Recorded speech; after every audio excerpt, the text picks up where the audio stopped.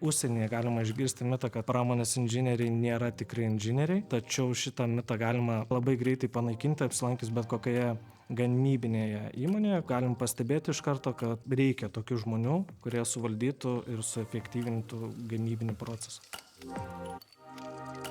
Kom jos išskirtinės, tai kad jos apjungia inžinerinius mokslus su socialiniais mokslais, ko išmokstama ne tik inžinerinių pagrindų ir toliau jų gilinimų, bet tuo pačiu ir vadybinių žinių, kas padeda visokių procesų tobulinimuose bei vadybinėse pozicijose. Ši studijų programa skirta pagrinde žmogui, kuris apjungia įmonės gamybą su kitais skyriais, tarkim komercija, ar tai kokybės kontrolės skyriais, ar tai su logistika. Tai yra žmogus, kuris supranta bendrai, kas vyksta įmonėje, ne tik gamyboje, bet ir kitose skyriuose. Taip, tokie specialistai šiuo metu labai svarbus yra, ypač įmonėse, kai mes turime Kauno Lezo plėtimąsi, kur atsiranda vis daugiau gamybinių įmonių, kurios pačios kuria produktus, kur turi R&D taip vadinamus skyrius ir reikia žmonių, kurie gali, taip sakant, reikalavimus išversti iš paprastos kalbos į inžinerinę kalbą. Tai be to, kad įgijau inžinerinių bei techninių ir komunikacinių žinių, taipogi įsinešiau irgi, galima sakyti, connectionų, networkingo nemažai, nes dauguma kolegų jau yra